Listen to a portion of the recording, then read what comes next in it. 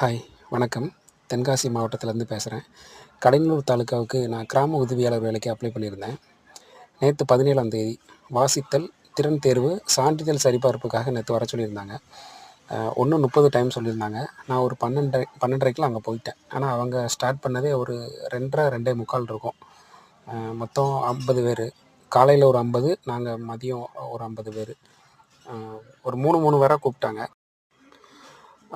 First வந்துட்டு cycle ஓட்ட சொல்லிடுறாங்க.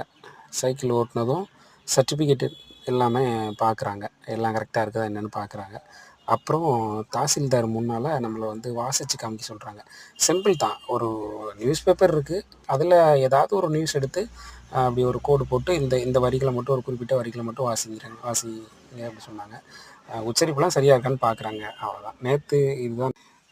அங்கேருந்து கிளம்புறதுக்கே ஒரு 6:45 ஆயிடுச்சு. Okay, thank you.